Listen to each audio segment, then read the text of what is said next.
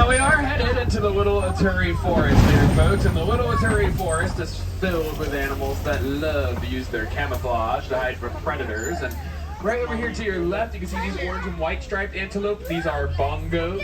These bongos are so rare and elusive in the wild, they are known as the ghosts of the forest. They're very difficult to spot pretty much anywhere but here. We do not have 999 of them, though. Those gray antelope are greater kudu. They're the second largest antelope in Africa. You can tell they're female because they don't have any horns. But those greater kudu will jump 8 feet straight up in the air. But over there on that hill to your right, you can see a couple of okapis. They're some of my personal favorite animals on the entire reserve. But help me out here, folks. When you take a look at those stripes and that pattern on their legs, what do you think they're related to?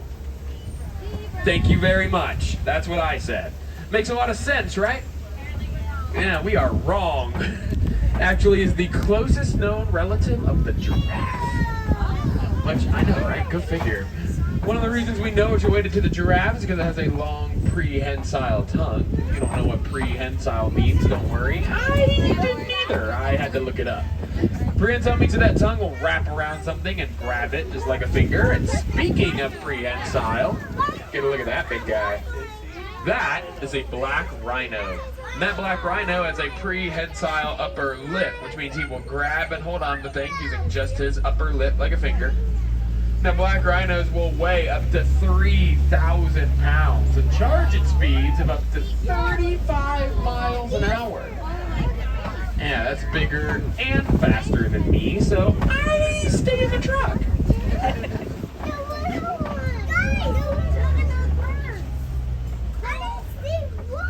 And those big black and white birds you saw up there on the hill, those were saddle-billed stork, and those saddle-billed stork, pretty easy to tell apart male from female. Males have brown eyes, and the females have those really bright yellow eyes. But on that note, this is when we are going to go ahead and make our way towards the Safi River region, which is a completely different ecosystem out there with lots of different animal and plant life. So make sure you keep those eyes peeled. If you have any cameras, I recommend putting them on that action or sport setting.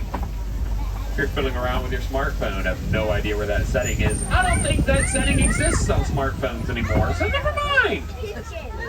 But these are pink-backed pelicans. These pelicans are known for that pink-colored pigment of skin on their back that gets brighter during mating season. They have a wingspan that will reach 8 to 9 feet long. And just for reference, that's the width of the canopy of this entire truck. That's the cast of DuckTales. Launch pads in there somewhere. But as far as these pink-backed pelicans, though, they will travel in flocks of up to 200. Go birds. Now these giant floating baked potatoes, these are Nile hippos. These hippos do like to spend most of their time completely submerged underwater, just like this. They will stay submerged for up to 8 minutes at a time before they have to take a breath. When they move through the water, they are rarely swimming. Most of the time they are just walking around the bottom. Since they are so heavy and dense, they'll just sink right down to the bottom. Now, a group of hippos, you ever see a big bunch of them all together at one time? That is called, and I swear I'm not making this up, it's called a bloat. A bloat of hippos. Pretty fantastic group name, I have to say.